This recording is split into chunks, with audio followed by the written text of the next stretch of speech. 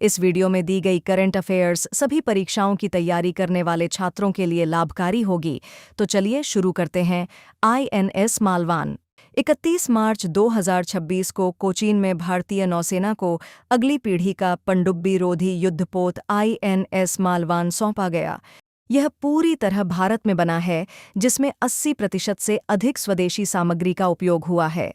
यह तटीय और उथले समुद्री क्षेत्रों में दुश्मन की पनडुब्बियों का पता लगाने के लिए बनाया गया है।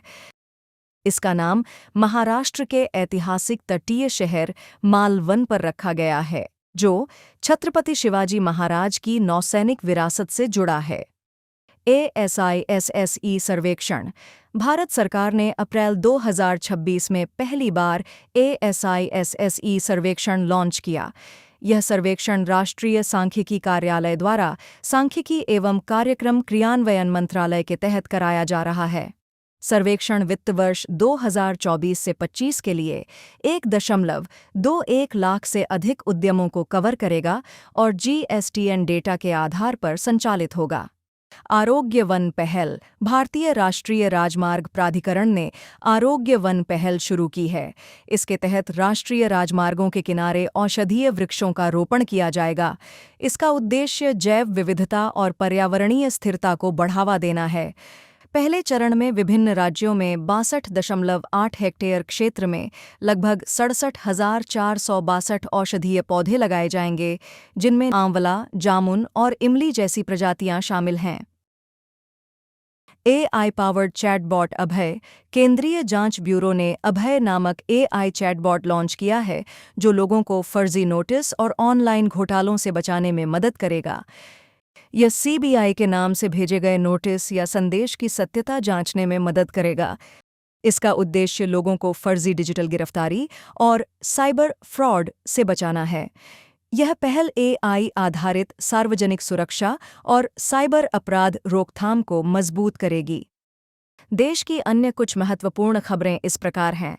जम्मू कश्मीर की 19 वर्षीय शीतल देवी को वर्ल्ड आर्चरी द्वारा para Archer of the year 2025 से सम्मानित किया गया है। बंगाली फिल्म जगत के अभिनेता राहुल अरुणोदय बनर्जी का 43 वर्ष की आयु में निधन हो गया। भारतीय नौसेना ने कोच्चि स्थित दक्षिणी नौसेना कमान के मैरीटाइम वॉरफेयर सेंटर में ONS मैरीटाइम एक्सरसाइज TTX 2026 का सफलतापूर्वक आयोजन किया। भारत में बेहतर और टिकाऊ कचरा प्रबंधन के लिए ठोस अपशिष्ट प्रबंधन नियम 2026 लागू हो गए हैं।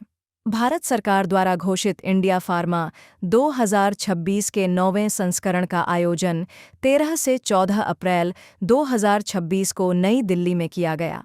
भारत की 16वीं और आज़ादी के बाद की 8वीं जनगणना 2027 के लिए पहला चरण 1 अप्रैल 2026 से शुरू हो गया है। राष्ट्रीय सांख्यिकी कार्यालय द्वारा जारी आंकड़ों के अनुसार फरवरी 2026 में भारत का औद्योगिक उत्पादन 5.2% की दर से बढ़ा, जो जनवरी के मुकाबले बेहतर प्रदर्शन है। मार्च 2026 में भारत का GST संग्रह 1.78 लाख करोड़ रुपये रहा, जो मजबूत आर्थिक गतिविधि और बेहतर कर अनुपालन का संकेत देता है। भारत सरकार ने वरिष्ठ IAS अधिकारी वीर विक्रम यादव को नागरिक उड्डयन महानिदेशालय का नया प्रमुख नियुक्त किया है। भारत ने कोच्चि स्थित भवसागर रेफरल सेंटर को जैव विविधता अधिनियम 2002 के तहत गहरे समुद्री जीवों के लिए राष्ट्रीय भंडार के रूप में नामित किया है। आंध्र प्रदेश के मुख्यमंत्री N चंद्रबाबू नायडू ने घोषणा की है कि 14 अप्रैल 2026 को अमरावती में भारत का पहला क्वांटम कंप्यूटर लॉन्च किया गया। लेफ्टिनेंट जनरल धीरज सेठ ने आधिकारिक रूप से थल सेना उप प्रमुख का पदभार ग्रहण कर लिया है। मेघालय सरकार ने 1 अप्रैल 2026 को स्टारलिंक इंडिया के साथ एक महत्वपूर्ण समझौता ज्ञापन पर हस्ताक्षर किए। लोकसभा ने अमरावती को आंध्र प्रदेश की एकमात्र राजधानी घोषित करने का प्रस्ताव पारित कर दिया है। दिल्ली सरकार ने 30 मार्च 2026 को लखपति बिटिया योजना की शुरुआत की है। वित्त वर्ष 2025 से 26 में रक्षा निर्यात 38,424 करोड़ रुपए के सर्वकालिक उच्च स्तर पर पहुंच गया, जो पिछले वर्ष की तुलना में 62.66% की जबरदस्त वृद्धि दर्शाता है। गृह मंत्रालय ने प्रसिद्ध रेत कलाकार सुदर्शन पटनायक को जनगणना 2027 का ब्रांड एम्बेसडर नियुक्त किया है। 1 अप्रैल 2026 को बिहार कैडर के 1992 बैच के वरिष्ठ आईएएस अधिकारी श्री चंचल कुमार ने सूचना एवं प्रसारण मंत्रालय के सचिव का पदभार ग्रहण किया। केंद्रीय शिक्षा मंत्री श्री धर्मेंद्र प्रधान ने नई दिल्ली के विज्ञान भवन में सीबीएसई का कंप्यूटेशनल थिंकिंग और आर्टिफिशियल इंटेलिजेंस पाठ्यक्रम लॉन्च किया। भारतीय अंतरिक्ष अनुसंधान संगठन ने गगनयान मिशन के तहत मिशन मित्र नामक एक अनूठा प्रयोग शुरू किया है। शिक्षा मंत्रालय ने विश्वविद्यालय अनुदान आयोग की सिफारिश पर राष्ट्रीय शैक्षिक अनुसंधान और प्रशिक्षण परिषद को एक विशिष्ट श्रेणी के तहत डीम्ड विश्वविद्यालय का दर्जा प्रदान किया है। पेट्रोलियम और प्राकृतिक गैस मंत्रालय के निर्देशानुसार 1 अप्रैल 2026 से देश भर के ईंधन स्टेशनों पर 20% इथेनॉल मिश्रित ई-20 पेट्रोल की आपूर्ति शुरू की गई। वैश्विक अनिश्चितता के बीच भारतीय वस्त्र निर्यातकों को राहत देते हुए वस्त्र मंत्रालय ने ROSCTL योजना को 30 सितंबर 2026 तक बढ़ा दिया है। भारतीय नौसेना ने अपनी तीसरी परमाणु संचालित बैलिस्टिक मिसाइल पनडुब्बी INS अरिदमन को अपने बेड़े में शामिल कर लिया है।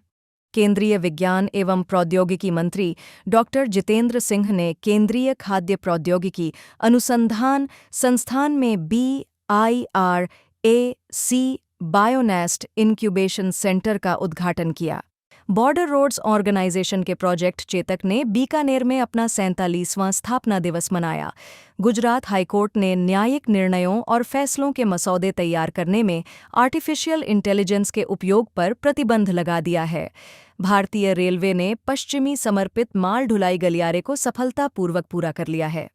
भारत के प्रमुख बंदरगाहों ने वित्त वर्ष 2025 से 26 में 915.17 मिलियन टन कार्गो की रिकॉर्ड हैंडलिंग कर एक बड़ी उपलब्धि हासिल की है।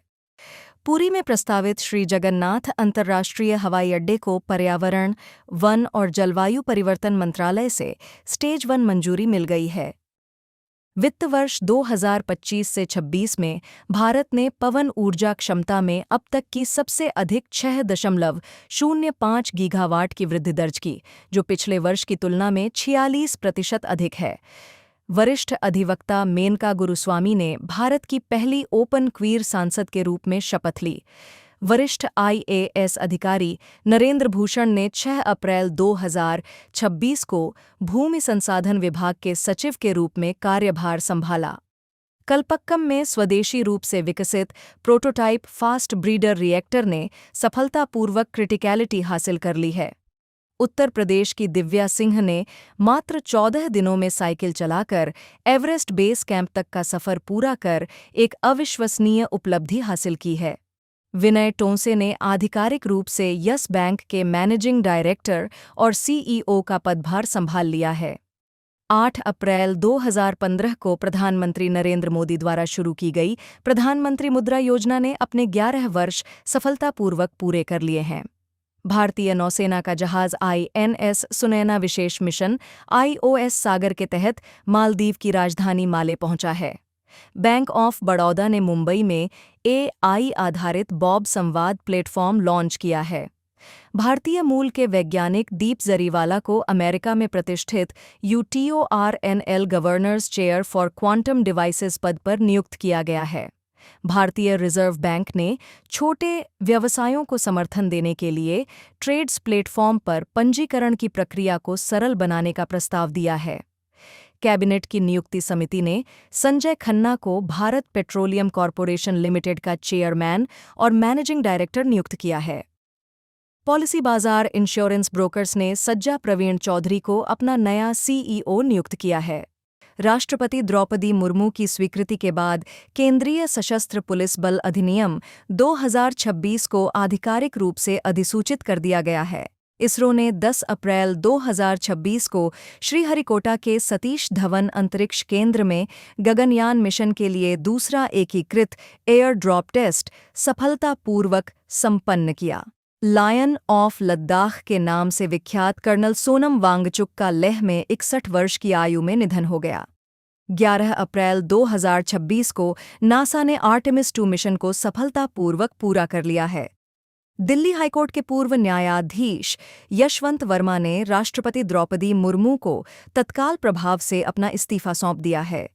भारतीय रिजर्व बैंक ने उत्कर्ष 2029 नामक मध्यम अवधि की रणनीतिक रूपरेखा लॉन्च की है। राष्ट्रमंडल संसदीय संघ इंडिया रीजन जोन 7 सम्मेलन गोवा में संपन्न हुआ। वंतारा ने गुजरात के जामनगर में वंतारा यूनिवर्सिटी की स्थापना की घोषणा की है। भारत की महान गायिका आशा भोसले जी का 12 अप्रैल 2026 को मुंबई के ब्रीच कैंडी अस्पताल में 92 वर्ष की आयु में निधन हो गया। कर्नाटक पोस्टल सर्किल ने बेंगलुरु में इसरो की उपलब्धियों को सम्मानित करते हुए विशेष स्मारक डाक टिकट और सॉवेनियर शीट जारी किए हैं। बनारस हिंदू विश्वविद्यालय ने एसोसिएशन ऑफ इंडियन यूनिवर्सिटीज़ की राष्ट्रीय मूट कोर्ट प्रतियोगिता 2026 में विजेता का खिताब हासिल किया। विज्ञान एवं प्रौद्योगिकी मंत्री जितेंद्र सिंह ने बताया कि अनुसंधान राष्ट्रीय अनुसंधान फाउंडेशन एक एआई संचालित प्लेटफॉर्म सरल एआई विकसित कर रहा है। सुनील वाजपेयी ने 10 अप्रैल 2026 को तमिलनाडु और पुडुचेरी के प्रधान मुख्य आयकर आयुक्त का पदभार संभाला। भारत सरकार ने स्टार्टअप इकोसिस्टम को मजबूत करने के लिए 10,000 करोड़ रुपए के कोष के साथ startup India fund of funds 2.0 को अधिसूचित किया है। संजू सैमसन को आईसीसी मेंस टी20 वर्ल्ड कप 2026 में अपने शानदार प्रदर्शन के लिए मार्च 2026 का ICC men's player of the month चुना गया है। आंध्र प्रदेश के मुख्यमंत्री एन चंद्रबाबू नायडू ने 14 अप्रैल 2026 को अमरावती क्वांटम रेफरेंस फैसिलिटी का शुभारंभ किया, जो देश का पहला स्वदेशी open access quantum computing platform है।